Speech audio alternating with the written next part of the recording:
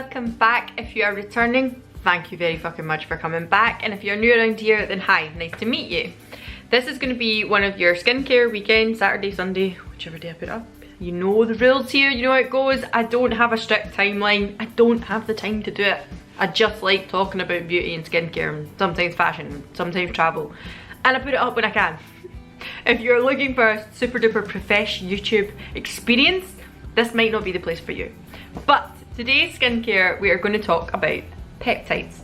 Kind of, what are they? What do they do? What is the purpose of them? Why do we need them in skincare? And do they actually work? If that sounds like the kind of thing you'd be into, then keep on watching. Right, I've got the trusty Bujo out. Now look at the state at the front of my bullet journal. I could put my coffee cup on it all the time and then it just looks nasty now, but what are you gonna do? So I did have to go back and look at my old bullet journal as well, because when I done my video about the Ordinary, was it 2 years ago now? Might only be 1 year, I don't know. I'll link it up here. If you fancy watching it, you can. But what I would suggest you do is you kind of catch up on the skincare series that I've been doing at present, because I've had a lot of change in opinions and differences in how I do my skincare and things like that now since I done the original Ordinary video. But I did go back and look at my old bullet journal because I remember looking up peptides before and getting quite in depth. I'm hoping this time I'm able to explain them a little more simply to you and a bit quicker. Let's hope so. So peptides are basically amino acids. So what are amino acids? Amino acids, as I say, are the things that pretty much make us up. But they are also the second most abundant substance in the body, second to water. Just thought you should know that. And to be honest with you, they're very, very important. So when amino acids join together, and they come side by side, they have these little like things, they have like a chain link, right? So let's just imagine that. And when that happens, one amino acid's over here, the other's here, and they join a chain link. This is called a peptide bond. And that is where your peptides come from. Now, why is it important that we have these peptide bonds and peptides? Well, to be honest with you, as I said, it's one of the most abundant substances, amino acids, in the body, and we need them because it helps to, not produce, that's probably the wrong word to use, it helps with the construction of proteins. I'm sorry if the terminology of that is not perfect, but that's the way I'm seeing it in my head. Hopefully you understand what I mean. And we really need proteins. They are very important to our nutritional health. They're very important to our cellular health. We need them in the body. Peptides also kind of help with regards to enzymes and hormones as well. So there's a lot of reasons why we need peptides to be there for like proteins, enzymes, hormones, etc. We need them to be in our body. Now they are essential for normal everyday human function. Now to obtain amino acids, we a lot of the time eat protein in our diet, and you can get a lot of good proteins in the diet. You get things, what are they called, like complete amino acid proteins and incomplete amino acid proteins, which means there's something like, I'm pulling these numbers out my arse now, I'm going to be honest, but there's something like 23 amino acids, and some of them are like more relevant in everyday kind of management of the body, and other stuff aren't. So foods that have the 9 most abundant or the most important amino acids in them are called complete amino acids, or complete proteins, sorry, and the ones that don't have all 9 of them are called incomplete ones. There you go, just a little factoid there for you, just a little bit extra knowledge. So what kind of foods do we get proteins from? Obviously red meat, fish, poultry, dairy like eggs, milk, cheese, stuff like that. But for plant-based stuff as well, I don't want to be kind of ousting out anybody who's watching this who may be vegetarian or vegan.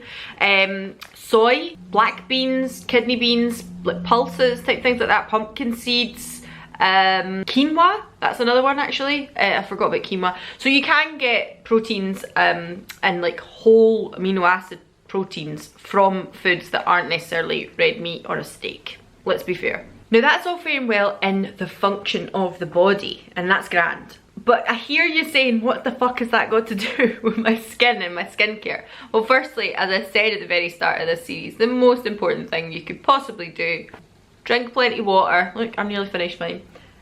Eat a balanced and healthy diet, try and get some exercise, SPF all the time. These are probably the most important things. You've got to work your body from the inside out. And I am not one of these people who's pure like, my body is a temple. Absolutely not. But it is important. I think you've got to look at your kind of starting point. If you're going to start putting, you know, creams that cost 100 quid on your face, then please at least make sure your diet is kind of alright. So why do we need them in our skincare? So there are something like over 100 peptides. I certainly don't know all of them. I'm pretty sure you won't either. There will be somebody out here who does, I promise you. But you can split them up into 4 groups. These groups include something called carrier peptides. They also have, is it messenger peptides? I think enzyme carrying or enzyme inducing peptides. So they're like little messenger peptides, neurotransmitter peptides as well. And also, what's the last one? Enzyme inhibitors as well. So first of all, your carrier peptides are basically taking nutrients into the skin. So, you know, you eat something, you eat your steak or your quinoa, whatever it is your fancy, whatever is your choice, and the peptides make sure that the proteins and the important pieces of that nutrient, of the nutrients of that food, get to the depths of your skin, into the cells where they need to be going. So they are carrier peptides. Enzyme inhibiting peptides are like your stop sign. So what they do is help with, like enzymes, a lot of them will break down collagen, and enzyme inhibitor peptides do exactly that. They inhibit the enzyme from breaking down collagen, for instance. It's not just collagen, obviously. There's like, I'm not going to sit here as if I am a scientist and a super duper biologist, but I'm giving you the layman's terms here. What else did you expect? The neurotransmitter peptides are the things that kind of signal your cells to do something, or they signal parts of the body to do something. For example, they would tell your muscles to relax. So like these bits here, like your forehead, you're moving them all the time. They would maybe say to the body, you know, actually, let's just relax them. Stop doing that because you're getting some amazing forehead lines right there. So just stop doing that for a minute. That is not Botox, but sometimes these neurotransmitter peptides can be claimed as natural Botox. It doesn't really fly with me, but we'll get into that in a minute. But yeah, so they basically are sending messages to tell your body to do something, either speed up the movement or to stop and relax. So it just depends on what it is it's telling them to do. That's, you know, depends what the message is. Now, signal inducing peptides, that's the 4th group. Basically, like, they're the messengers. So in any of the other groups, you know, whether it's the neurotransmitter who's wanting to send a message, the actual peptide that's going to go and send the message is the signal messaging inducing peptide. And if it's, for instance, the stop sign, there's going to be somebody going to give that message, and that's what your signal inducing peptides do. So all 4 groups, relatively important, and it would be good to have them in the skincare, wouldn't it? So which peptides do we need? That is a big question, seeing as there is over 100 of them. How are we fucking supposed to know? I'm just going to name a few that I know about. Again, if you did watch my video a few years back, I would tell you that a couple of the products that I use from The Ordinary, one is the Buffet, which contains in it Matrixyl, Synth 6 and Matrixyl 3000. These are both registered trademarks. Matrixyl is not something that is solely to The Ordinary. I feel like in the video that I made a few years back, I might have been like, this is obviously something that they've trademarked as The Ordinary. No. Matrixyl is something that was discovered, I'm sure, in France somewhere, and it is used in a lot of different products. Matrixyl itself is a peptide which has shown that it has the most kind of knowledge or research that it actually aids with collagen. Collagen production, it's collagen inducing, things like that. So that is what Matrixyl does.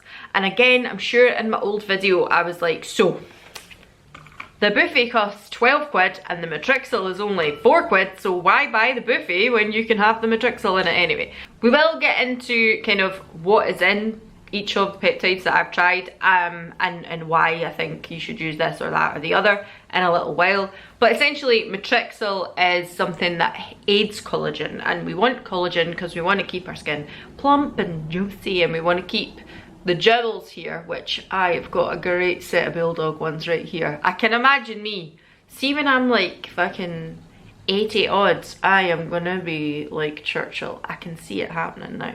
So Matrixyl basically tells the skin to produce collagen and elastin. Another quite important peptide is a tripeptide called, pronunciation, do I need to say? Relastase? That's what I'm gonna go with. I'll put it here, because you know. Basically, its job is to be one of these kind of enzyme inhibitors. So it is one of these ones that says, stop, do not break down the collagen. That is its job, and it has been the most kind of researched one, and that's why people put that in a lot of products. Another one is arginine. I'm not pronouncing that right at all. I actually have some here. Arginine. A-R-G-I-R-E-L-I-N-E. Arginine. I don't know. That's what I'm going with. Arginine. I don't know. I have no idea. I'm sure that arginine is another kind of trademarked brand thing that doesn't belong to The Ordinary. It actually belongs to someone else. But again, this is a peptide. What this claims to do is be one of these messenger neurotransmitter. What did I say? Neurotransmitter. Ah, it's all went to shit. One of these neurotransmitting ones. So what it claims to do, or what this peptide is claimed to known to be doing, is to say exactly what I said. Like, whoa guy, relax, you don't need your muscles doing that all the time. Just chill, because you're gonna end up with some fantastic wrinkles. That's the plan anyway. Here's the thing about peptides. Now, I use peptides every day. I'm not gonna sit here and claim that I don't, because I really like them. I benefit from them. Well, I'm saying I benefit from them. I feel I benefit from them. Now, the buffet is one I have used from the get-go with The Ordinary. You can use whatever peptide solution you like. It's absolutely up to you. But it is £12 a bottle. I use it regularly. And I think one of the important things to think about with peptides is, at the moment, there is no physical or scientific research evidence, or it's not that there's none. That's wrong. I shouldn't say that. There isn't a wide pool of these papers. There isn't a wide pool of articles saying this research was done and that research was done, and it's double blind, peer reviewed, and you know, here's the qualitative and quantitative data talking about peptides. There isn't enough of that to say that peptides actually work. Now, we know that peptides do these things in the body. On a cellular level, we know that happens because we have them. We need to eat them. We need to have them in the body, as I explained at the start of this video.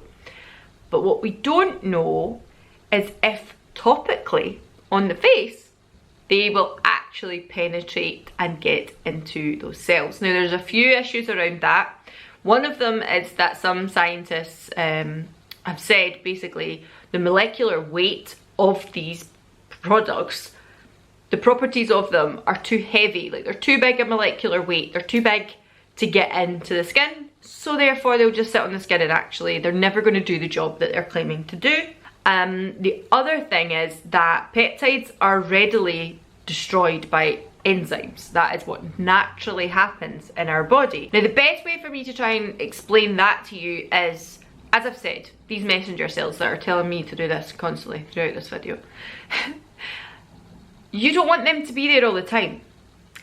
If a messenger peptide comes along and says, you know, contract your muscle so it does that, you don't really want that to stay there, otherwise your face is gonna fucking stay like that. You know when they said, if the wind blows, your face will stay like that? Well, you know, if you're too many fucking peptides, that your face will stay like that. Equally, you don't want them to be, with the enzyme inhibitor ones and stuff like that as well, and the messenger peptides that are going along and saying, no, stop, like, don't contract your muscles, like, relax the muscles and all that kind of stuff.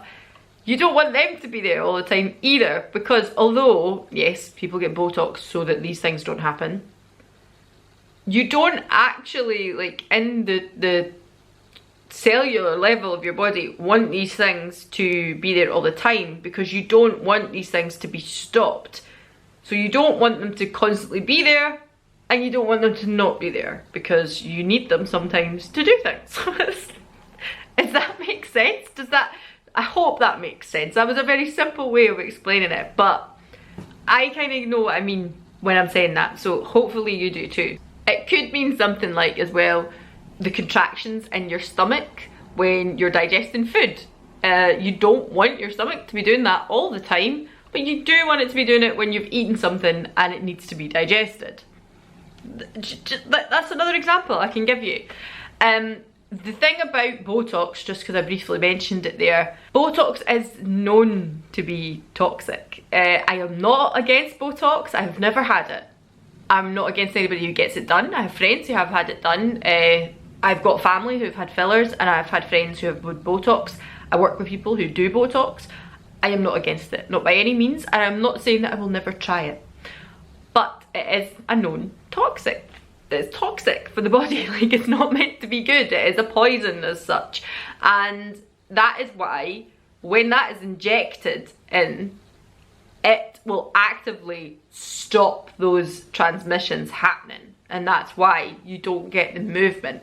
And that is why, obviously, as I've just said, that is very specific to an area. But in the body, you don't want these peptides to be just floating about, not doing things when they're supposed to and doing things when they're not supposed to. Like, that's just the way of it. So that is why we need enzymes to break down peptides, and that is why they are easily broken down by peptides. So therefore, if you are getting, and by the way, I'm not saying Botox is a peptide, that wasn't the explanation there. I was just saying, you know, that's its job. That is also why I'm kind of like, this natural Botox is a little bit bullshit. I don't believe it. I don't know. Do what you will. You make your mind up. That is why, even if it does penetrate the skin, if it manages to get through, we don't want them, like, floating about there all the time. And that is why our own enzymes in our body may destroy them, and they actually won't sit there long enough to do anything. Another argument for this is that natural peptides and man-made peptides, natural ones don't stick around as long as the man-made ones. So the man-made ones, like these, stick around longer than the natural ones, so maybe therefore the enzymes aren't going to just destroy them the same way. It's another point to think about. Now, I am not saying for any 1 second that the scientists who say they don't penetrate the skin are right. I am not saying for any 1 second that the ones who say, you know, actually they do penetrate the skin are right. I am not saying that. What I'm saying is there is not enough data to actually say what is right or what is wrong. There are some small studies that have been done, mainly by brands, which is always a little bit difficult because they might be a little biased, that suggest that physically, like not in the petri dish, not in the lab, not in the laboratory, but looking at your skin in a mirror, you've used peptides over 6 months, whatever the time limit will be or the time frame will be, that it physically is showing improvement to the skin. I think a really important note here is that I think peptides, this is my personal view and how I feel about them, because as I said, I do use them. I use the buffet quite regularly. I think they are more of a preventative treatment. I think this is one of these things that unfortunately you probably wouldn't know was benefiting your skin until you used it years down the line. That's the honest truth. And then it's like, well, how many bottles do you buy 2 bottles of this a year, even maybe more? That's £24 a year over the 5 years. I'm shit at maths. I don't know why I just done that to myself. That's £120. Yeah, I had to do that in a calculator. I told you I was shit at maths. Do you trust me as a nurse? That's how bad my maths is. I've always been terrible at maths. It's straight, I passed higher maths eventually, but, you know, was brilliant at all those quadratic equations and algebra. Don't ask me to do my times table in my head though. It is fucking terrible. Anyway, so that's £120 over 5 years. That's not ridiculous. So what I'm gonna say is, I personally wouldn't be spending 80 quid on a peptide. I just feel there is not enough evidence to justify spending an inordinate amount of money on something we don't actually know yet if there's any benefit to it. But what I will say is, for £12, and if I pick up a couple a year, I enjoy using it. And I've said this before, things are only worth the money if you enjoy using them. So if you want to spend, you know, you think you're getting yourself a bargain and you're like, oh, that only cost me 5 quid, or that only cost me £1 out Poundland, for instance, or the dollar shop, whatever it is, wherever it is you go. And you think, oh, fucking bargain. Well, if you enjoy using that, it is a fucking bargain. But if you get it and you think, this is fucking awful, then it's still a waste of your dollar, it's still a waste of your pound, whatever it is you're spending. Euro. I was gonna say drachma or like a franc there, then I thought, where the fuck have I been? Like for the past 12, 15 years, maybe even longer. Anyway, you get my point. It's only worth the money you're willing to spend. So for me, spending £24 a year on a couple of bottles of that, and I enjoy using it, and it's not like it takes me any longer in my routine to put it on. I wash my face, I do my hyaluronic acid, I then usually use my buffet with my niacinamide, so I put a couple of drops in the hand along with a couple of drops of the niacinamide. If you watch my niacinamide video, I'll stick it up here. I have already explained that. There are certain things that I don't mind mixing together and using, then I put it on my face and that's me, I'm good to go. A moisturiser obviously after, whatever you're doing. But it doesn't like add any more time, it doesn't make me feel like, oh, this is another step I've got to do. I enjoy using them. So for me, I'm neither here nor there. I'm quite happy to continue doing this, and this is a very personal point of view, obviously. I can understand why people might watch this and then be like, why the fuck would you bother spending your 12 quid then? I genuinely don't mind. I genuinely don't mind. It's something for me. I enjoy doing it. I love skincare. But as I said already, what I wouldn't do is go to the likes of, I don't know, let's think, La Mer. I quite like using them because they're just fucking ridiculous pricing, aren't they? Some bougie ass brand in Space NK or something, and spend 150 quid on a peptide serum. I wouldn't do it. I am not having a go at anybody who wants to do that. Again, it's only worth the amount you're willing to spend. And if you want to spend that much, if you have that money that you can afford to do that, then can I get some? But honestly, it's only worth the amount you're willing to spend. I personally, my advice would be, stick to a lower range of a peptide. Like, stick to a lower range of price for a peptide, because we just don't know yet whether they're working or not. And I will be happy to continue using this for the next 5 years. I've used it for the past 3. I'll be happy to get it, and then after 8 years, I'll tell you what I think. Do we think YouTube will be a thing in 8 years? Well, after 5 adds up to 8. Do we think we'll still be here? So I briefly said, like, why would I buy the buffet? The buffet is around about, is it 12 to 15? I think it's £12 here in the UK and €15. And the Matrixo one maybe is around about the £5 to £6 mark. So why would I buy the buffet one when I can get the Matrixo that is cheaper? Now, as I said in my video that I made a couple of years ago, I was like, well, I'm just going to get the Matrixo. Why bother with the buffet?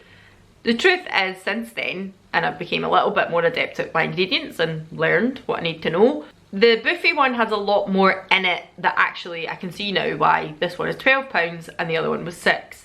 That's not to say that the Matrixo is rubbish, but just for saying sake, I don't have Matrixo to hand, but I do have the Argiline. So the Argiline has in it, I'm just going to flash this at you, I'm not going to put up the exact ingredients, but that's its ingredients list there. You can see it's kind of short.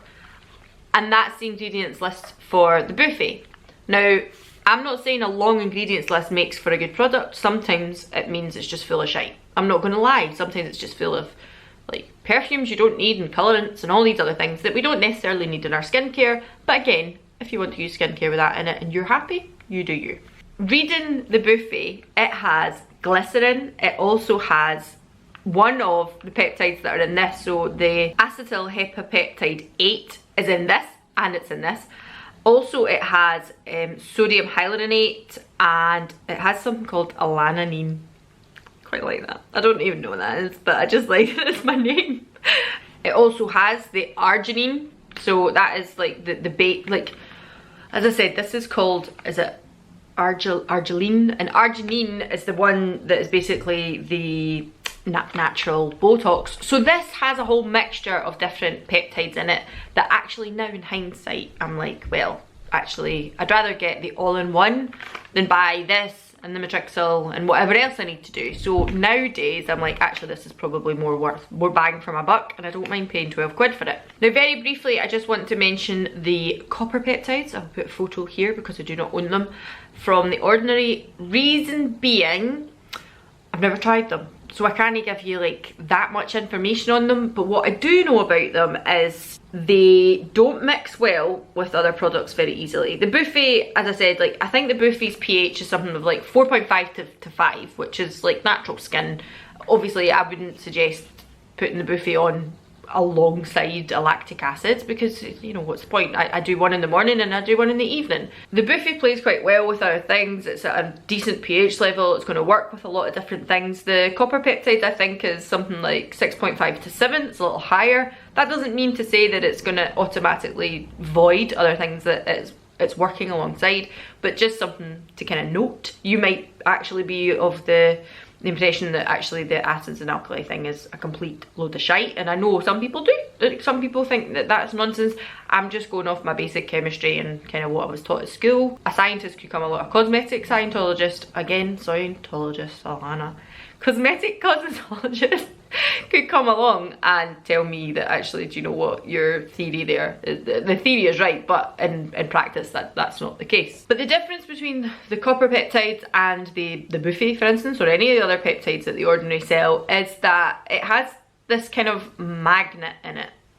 I don't know how else to explain this. So basically what it does is you put them on the skin, it's supposed to penetrate into the body, you know, whether it does or not, and then it grabs on to copper like a magnet, like it holds on to that, and I'm not entirely sure why. I'm gonna be honest with you, I don't know what the benefit to that is. I don't know if by doing that means you get more collagen and elastin and more stuff going on. Like, I genuinely actually don't know. Another thing is that if you use too much of the copper peptides, I don't know if this was, I watched a doctor talk about this, so I don't know if there is an actual report as such to prove that this was a study, but the doctor that I watched told me this, and you know, you've got to fucking always believe your doctor. Basically that, and I'm sure there's some scientific reasoning behind this, because they wouldn't get this amazing name from nowhere. So if you use too much of the copper peptides, it can actually trigger an enzyme to be produced, which is called metalloprotein kinase. Again, there it is for you. And this enzyme actually breaks down collagen, and the copper peptides are supposed to be there helping the collagen production. So just so you know, I think the Ordinary say to use it morning and night, but again, it doesn't play well with all the products. How do you manage to do that? And I would just be wary of putting it on that often, when that might be an issue. It might not be, because all these other scientists have said, well, it won't even get through your skin anyway, but who bloody knows? I don't think I want to get 5 years down the line and then be like, oh god, that copper peptide really worked really well. I don't think I fancy that. So I haven't tried them. I don't think I will try them. And oh, another thing was that I seen that they can sometimes stimulate hair growth. Now, this wasn't just like from skin stuff. This was from other things that I was reading for copper peptides. I think they can be put into certain shampoos of a male variety, or female variety as well, but you know what I mean. The just for men stuff. I think that's hair dye, but you get where I'm coming from. To stimulate hair growth, maybe Plantar, is that one? Alpacin? These ones that stimulate hair growth that you see men buying when they're of a certain age, let's face it. They may be in that because having copper peptides on the scalp will stimulate hair growth and actually make your hair grow. If you're, however, putting copper peptides on your face, Now that might be okay if you're a nice like light blonde or redhead, like my dear friend Erin, who gets her eyebrows and her eyelashes bleached because she has such fair hair that when she doesn't have mascara on, like, you would look like she had no eyelashes. For me, this would be a nightmare, because quite frankly, this beard and the things I have to pluck out here and here and here, I do not want any more hair to be grown on this face, I can assure you, and I'm sure as I get older it's only going to get worse. So that's another reason why I don't want to use the copper peptides. I am not saying this has been proven, this is what happens. It's just some things that I'd read about and they kind of amused me, to be honest with you. But that was my view on the copper peptides. I don't think I'll give them a go. I think, nah, I'm not going to bother. The other thing about the copper peptides is that it is much more expensive. I think that's probably because there has been some backing to say that it is more effective than the normal peptides that they provide. But again, with what I know, I just feel like, why am I spending 30 quid on a bottle that I don't know if 5 years down the line it's going to show any difference? And with that, I am finished. That is me, done. I didn't even eat my other Jaffa cake. I'm going to have it in a minute. Might film another video. We'll see what happens. I hope this was interesting. Hope you liked it. And if you have any questions on peptides, or you have any information that you want to let me know about peptides, I am all ears. I like to learn. And please leave a little comment below. Let me know what you're thinking. If there's anything else in the skincare realm that you want me to talk about or look into or answer some questions on, let me know. Let me know what's the chat. And I'll see you all again soon. Bye.